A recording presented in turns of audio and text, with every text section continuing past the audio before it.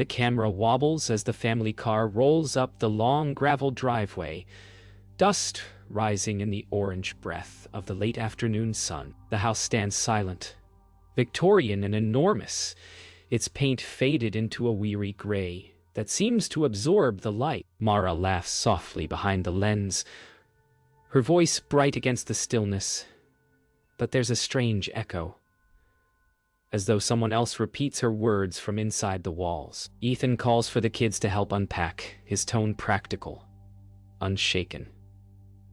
Liam darts ahead, eager to explore, while Sadie lingers by the porch, staring at the attic window, where a curtain moves, though no breeze stirs. The video timestamp reads July 3rd, 2014. In that faint digital hum, in the small crackle of static that trails behind their laughter, something unseen breathes with them. The camera pans upward, catching a shape in the second-floor window, a pale outline, still and watching. No one notices. The next morning begins with laughter and the rhythmic hum of a coffee machine, sunlight spilling through tall windows that should not face east. Mara's camera drifts across breakfast plates and smiling faces, but every so often the frame shivers. The colors dim, and for an instant the family appears motionless, as if caught in an old photograph. Ethan talks about fixing the porch, his tone measured, hopeful, while Liam plans to explore the attic after lunch. Sadie hums a lullaby. No one has taught her. The tune strange and circular, repeating like a looped recording. In the background, the sound of footsteps echoes above them, soft but steady. Ethan dismisses it as raccoons, but when Mara replays the clip that night, the steps match perfectly with Sadie's rhythm, each thud falling in time with her humming. The attic smells of old cedar and damp cloth. Liam's flashlight beam trembles across trunks stacked like coffins, their lids nailed shut. Ethan's voice echoes behind him, calm but strained as he warns his son not to touch anything. Mara films from the base of the stairs, her camera picking up faint whispers beneath the creaking floorboards. The footage later shows something impossible as Ethan opens one of the trunks. The reflection in his glasses reveals a figure standing directly behind him. Tall, motionless, its face veiled in gauze. But in the wide shot, the space behind Ethan is empty. The tape skips, colors distort, and the whispering rises to a hiss that drowns the sound entirely. When the image clears, the trunk is open and filled not with relics, but with a child's drawings, each page depicting the house surrounded by shadowed figures. That night, the house exhales. Doors expand and contract with a low groan, and the air grows colder, sharp with the scent of iron. Ethan reviews the attic footage on his laptop, pausing when the reflection appears. He leans closer, his own reflection in the screen overlapping the ghostly figure until they become one. Mara watches from the couch, arms wrapped around herself. The kids are asleep upstairs, or should be, but the monitor on the coffee table shows Sadie sitting upright in bed, staring at the camera. Her lips move, but there's no sound. When Ethan rewinds the video, the moment changes.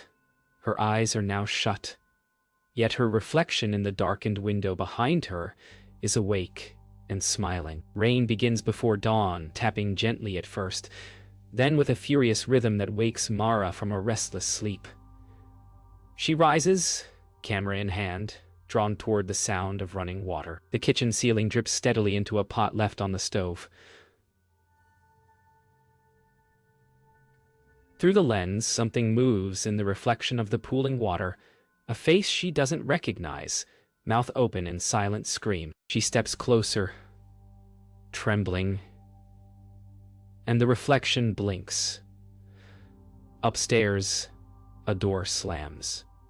The rain intensifies, but the droplets on the window begin to rise instead of fall, crawling upward as if gravity has reversed. Mara whispers Ethan's name, but when she turns, only her own reflection stands behind her, watching with hollow eyes. The footage cuts to static. The morning after the storm, the world feels muted, as though the air itself is holding its breath. Ethan walks the property line with a notepad, inspecting warped siding and loose shingles. The camera follows his steady movements until he stops at a rusted mailbox half buried in weeds. The name carved into the metal isn't Keller. It's Brooks. Inside lies a bundle of water-damaged letters bound by a black ribbon, their dates reaching back decades. He carries them inside, spreading them across the dining table while Mara films. Each letter begins the same way, with a warning to the next one who lives here. The handwriting changes over the years, but the words never do. Liam reads the last page aloud, his voice trembling. The house must take one to remain asleep. It always has. It always will. Mara spreads the letters across the dining table, each one filmed in close-up. The camera trembles slightly as she reads. The oldest paper is yellowed and brittle, describing a death in 1951. A child found standing upright in the attic, eyes black, body cold but breathing. Ethan's expression hardens. He searches the town archives online, his reflection fragmented by the screen's glare. Records confirm the address. 4 different families, all 7 years apart, all ending the same way. Liam asks why they never found this online before. Ethan mutters that some histories prefer to stay buried. In the footage, when he scrolls down the list of deaths, a 5th name appears. Ethan Keller, 2021. Before vanishing, that evening the family visits the small-town library. Deputy Harris meets them there, a man whose eyes look like he hasn't slept in weeks. He tells them the house once belonged to Helen Brooks, the last surviving resident, now confined to an institution after something took her son. His voice wavers when he speaks of the basement. She said it remembers, he mutters, refusing to elaborate. The librarian brings them a file box marked Condemned Properties, 1986. Inside are photographs, families standing in front of the same house, each smiling for a picture just before their tragedy. Mara flips one photo over. On the back, someone has written 7 years is mercy. They return home under a heavy sky. The air smells of metal and rain, though no storm brews. Mara can't shake the image of the photographs. Every family lined up the same way, every smile identical. When they pull into the driveway, the porch light flickers on by itself. Inside, Sadie sits cross-legged on the floor, drawing with a dull pencil. She shows them her sketch, the same photograph they just saw. Perfectly recreated, but with one change. She's drawn herself standing behind the family, half erased, her face unfinished. Ethan's voice is sharp as he demands to know where she saw that picture, but Sadie just shrugs and whispers, "It's in the walls." Later that night, Mara dreams she's watching old film reels projected on the living room wall. The footage shows a family nearly identical to theirs. Same clothes, same furniture, same nervous laughter. In the dream, she walks closer to the projection, her shadow merging with theirs. When she wakes, the projector is real, its whirring echo filling the room, lights splashing across peeling wallpaper. Ethan rushes in, bewildered as the reel spins on its own. On screen, a black and white image flickers, the Kellers, standing in front of the house, smiling. Mara's hand trembles as she reaches toward the screen, her fingertips passing through the light where her own image moves and waves back. Ethan sets up a workstation in the basement, determined to digitize the old reels they found behind a false wall. The air smells of mildew and burnt dust, the hum of the projector blending with the faint rumble of pipes. Mara films from behind him, her reflection flickering in the screen as images come to life. Families long gone, their smiles jittering through grain and static. Each film begins the same way, a family waving on the porch, the camera trembling slightly, the attic window glowing faintly behind them. Then the frame melts into chaos. Screams, static, darkness. Liam sits on the stairs watching, transfixed. When the reel ends, The blank wall holds their own silhouettes perfectly, though no light remains to cast them. Later, while Ethan sleeps upstairs, Mara reviews the digitized footage on her laptop. The images are clearer now. Too clear. A family from the 1970s sits at the same dining table, eating breakfast. In the window reflection, Mara can see her own face watching them. She zooms in. Her reflection moves independently, turning its head toward the camera and mouthing something she can't hear. She rewinds again, slower. This time her name comes through, whispered, distorted, unmistakable. The footage glitches, the reflection blinks, and for a single frame, the dining room matches perfectly with their present-day one. Same plates, same crumbs, same broken clock frozen at 307. By morning, Liam has begun filming his own videos. Curious experiments mimicking what he's seen on the reels. He sets his camera at odd angles, reacting scenes without realizing it. Ethan finds him whispering lines that belong to another boy, decades dead. When asked where he learned them, Liam says, "From the kid upstairs." Mara freezes. There is no upstairs neighbor. Later, she watches one of Liam's clips. The boy behind the camera laughs, but the reflection in a mirror beside him doesn't. Instead, it turns, stares directly at her, and raises a finger to its lips. Ethan begins to unravel. He stays awake night after night, comparing blueprints, trying to map impossible corridors seen in the reels. Each time he marks a new line, the house groans, and his measurements change. Doors appear where none existed before. In one recording, he documents the basement expanding by several feet overnight. The footage shows him stepping into a newly revealed hallway, walls wet and pulsing like living tissue. His camera light flickers and he whispers, "It's breathing." When Mara finds him hours later, he's sitting at the workbench, staring at the blueprint, hand trembling. The design now spells a word: welcome. That night, all the cameras in the house turn on by themselves. The red recording lights blink one by one, kitchen, hallway, bedrooms, until every room is watching. Mara wakes to the faint mechanical whir and checks her monitor. On every feed, their family is visible, but slightly off. The copies move a second too late, the timing fractured. In the living room feed, the mirrored family stands perfectly still, eyes fixed on the lens. Liam's copy smiles first, wide and unnatural. Then the others follow. The footage ends with the static hiss of every device turning off simultaneously, plunging the house into silence so deep it hums. The days begin blending together. Mara wakes to the same gray sky, the same dripping faucet, the same whisper of her own voice calling her name from another room. Ethan writes notes on the walls, convinced the house resets each night, erasing evidence of its changes. His handwriting now spirals across the wallpaper, like veins. Liam sleeps less, his pupils dilated, whispering to someone only he can see. "She says it's almost time," he tells Mara, smiling faintly.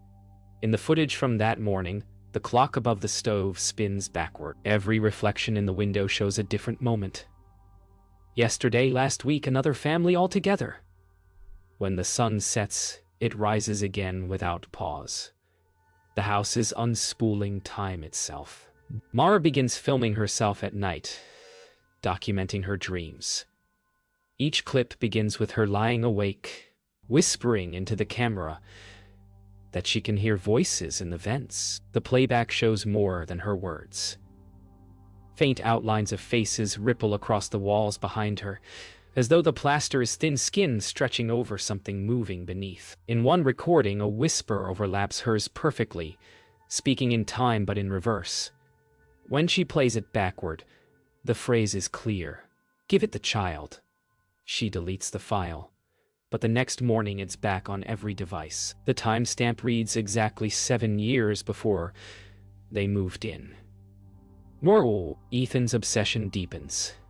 He begins tracing the house's structure on the floor with chalk, mapping each event to coordinates. The lines twist, overlap, and converge beneath Sadie's bedroom. When he pounds on the floorboards there, the sound echoes from below, as if the room has another directly beneath it. He pries the boards loose, revealing only darkness. A faint, rhythmic pulse rises from the void, steady like a heartbeat. Mara begs him to stop, but Ethan lowers a flashlight through the gap, revealing something impossible. A reflection of the same room, inverted, with their family standing silently upside down beneath them, staring up. Then the bulb bursts. That night, the power fails. The footage becomes grainy, handheld, flickering between candlelight and darkness. Liam wanders the halls, murmuring names he shouldn't know. The air tastes like copper. Every door they open leads to another version of the same hallway. Walls stretching farther, floorboards groaning in rhythmic pulses. Mara's voice shakes as she calls for Sadie. When she rounds a corner, she finds herself looking into her own camera feed, watching her movements from moments before. The footage loops. The sound of breathing fills the hall from everywhere at once. By dawn, the family is barely speaking. Ethan has boarded up every window, convinced light feeds the thing in the walls. Mara's voiceovers grow quiet, shaky, her words often breaking mid-sentence. The house hums constantly now, a low, vibrating tone that seems to come from beneath the foundation. In one final entry, she films the family seated around the dining table, eyes fixed on the camera. No one speaks. The clock behind them ticks backward, faster with each second. Liam stares directly into the lens, expression vacant, and whispers, "It's choosing." The footage distorts, stretching their faces like melting film. Then the hum stops. Complete silence. The storm begins without warning. Thunder rolling low like something alive beneath the earth. Rain lashes the windows, drowning out every sound except Sadie's voice, calling softly from upstairs. Mara runs toward her room, camera shaking in her hands. The footage catches flashes of movement. Ethan's silhouette pacing the hall, Liam kneeling on the landing, whispering prayers he never learned. When Mara reaches Sadie's door, the sound stops.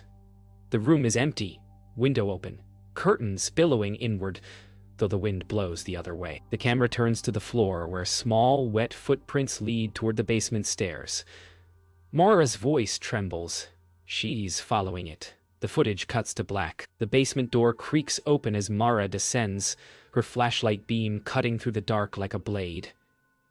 The house groans under the storm's weight, water dripping from pipes overhead. Each step echoes longer than it should, as though the space beneath her stretches. Near the center of the room, Sadie's stuffed rabbit lies soaked in a puddle. A faint humming fills the air, the same lullaby Sadie used to sing. Mara calls her name, but the sound is swallowed before it reaches the walls. The camera pans toward the far corner and something moves. A shape, child-sized, standing perfectly still. Mara steps closer, whispering, "Sweetheart?" The figure doesn't move, but the puddle ripples outward from its feet. Ethan bursts in moments later, flashlight trembling in his grip.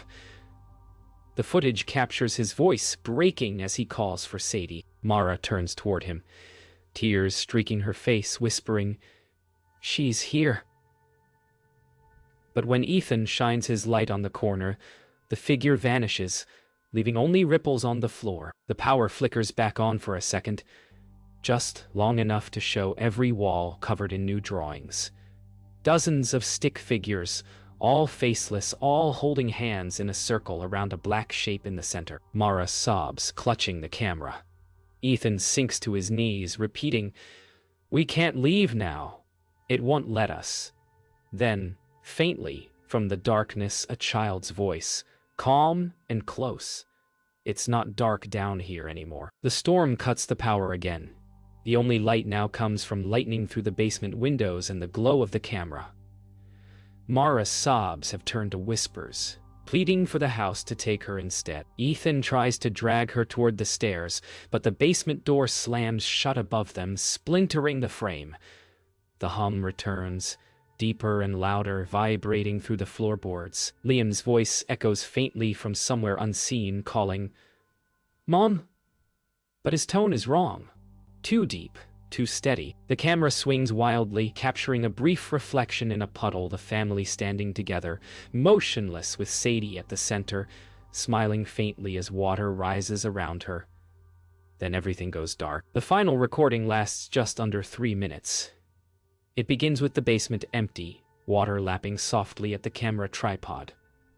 Then Sadie walks into frame, barefoot, her eyes reflecting light like mirrors. She hums the lullaby again, each note clearer, purer, almost beautiful.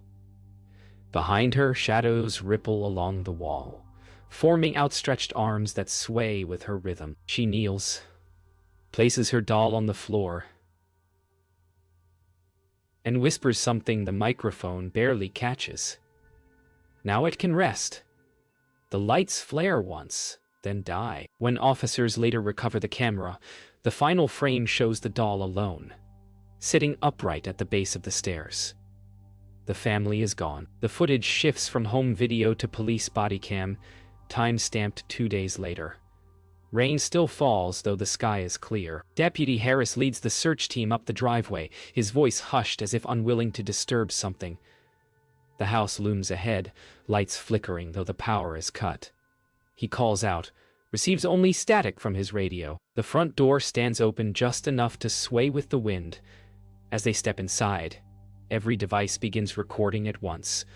Phones, dash cams, even body cams not yet powered on. The footage captures Harris muttering, "They're still here." The house answers with a sound like whispering breath pressed against the lens. Inside, the air is dense with static, thick enough to taste. Furniture lies undisturbed. Breakfast plates still on the table. Food spoiled. Harris orders his team to split up. One officer's body cam flickers, showing shapes darting just beyond the beam of his flashlight. The temperature drops rapidly. Frost blooms along the window panes. In the living room, Harris finds the family's cameras arranged neatly in a circle, all facing inward. Each one records the same thing: the dining room. The Keller family sitting at the table, silent and smiling. But in the actual room, the chairs are empty. Harris's breathing quickens. He whispers, "That's not possible." The second officer's body cam captures a narrow hallway leading to the basement door. The handle rattles on its own, the hinges moaning softly. Harris orders him not to open it. He does anyway. The camera tilts downward to reveal the stairs flooded ankle-deep in still water. On the wall at the base, written in Ethan's handwriting, is a single phrase, "We're still recording." The water reflects the officer's flashlight beam, then another beam beside it, held by no one. Harris calls for him, but the feed cuts to black with a deafening shriek of feedback. Harris finds himself alone. The other officers are gone. No radio response, no footsteps. The footage trembles as he breathes heavily. Flashlights sweeping across the walls, covered now in film strips, hundreds of them hanging like vines. Each strip contains faces: Mara, Ethan, Liam, Sadie. Flickering between frames, eyes following him as he moves. The deeper he walks, the louder the hum grows, vibrating through his chest. At the hallway's end, a mirror stands upright. The reflection shows the Kellers seated calmly behind him. But when he turns, the hallway is empty. His reflection, however, stays seated, smiling faint. The final body cam clip ends abruptly. The time code freezes at 307 a.m. The camera lies sideways in shallow water, recording upward toward the ceiling. The faint glow of the projector flickers across the walls, showing grainy home footage looping endlessly. The Kellers laughing, eating, smiling. Footsteps approach. A hand reaches into view, pale and wet, turning the camera slowly until it faces the projector screen. There, in the reflection of the flickering image, stands Deputy Harris, seated beside the family, eyes open, unmoving. The reel burns out. The feed ends. 7 years later, the footage resumes. New camera, new hands. A cheerful voice narrates as a couple walks up the same driveway, the same gravel crunching underfoot. The video's title card reads, "Our new home. Renovation journey begins." The woman laughs. The man kisses her forehead. The tone is light, ordinary, like thousands of other home videos uploaded online. But when the frame catches the attic window, something flickers inside, a faint silhouette standing motionless. The woman pauses, frowning. "Did you see that?" she asks. The man laughs it off, calling it dust on the lens, but the timestamp freezes briefly at 307 before the laughter continues. Inside, the house seems cleaner than before. Fresh paint, new furniture. But the cameras they brought keep malfunctioning, recording static between takes. Chloe sets up her phone to film the living room tour, laughing when her reflection doesn't wave back. "Guess it's haunted," she jokes. Daniel moves through the frame behind her. But for 1 second, another family's reflection follows. 2 adults, 2 children, motionless and smiling. When Chloe reviews the clip later, the timestamp has changed again. The date reads July 3rd, 2014. She tries to delete it, but the file duplicates itself over and over. Labeled the Kellers.mop. Weeks pass. Strange noises return. Footsteps at 307 a.m. Faint whispers in the vents. Chloe grows uneasy while Daniel insists it's old pipes. She begins to dream of water rising through the floorboards, of small hands tugging her down. One morning, she finds her phone recording on its own. The footage shows her sleeping, filmed from the foot of the bed. The frame trembles as though held by a child. In the background stands the attic door, open. A figure stands inside the darkness. Small, motionless, humming a lullaby. The audio ends in static. The timestamp repeats itself endlessly. 307. 307. 307. Daniel decides to search the basement after Chloe insists. She hears children laughing. He records as he goes, camera light shaking. The walls look newly repaired, but when his beam hits a certain patch of plaster, the image ripples like water. He touches it, and his hand sinks through. On the other side, faint laughter echoes, familiar voices repeating old lines. It's choosing. He stumbles backward, breath ragged, the camera falling into the shallow water pooled on the floor. The lens catches one final reflection before cutting out. The Kellers, all 4, seated together at the dining table, smiling at him as if welcoming him home. The final upload appears online for less than an hour before vanishing. The title reads simply, "House Tour, Final Episode." The video begins with static, then shows the front yard under overcast sky. Daniel and Chloe stand together, waving at the camera. But their smiles are wrong, too wide, too still.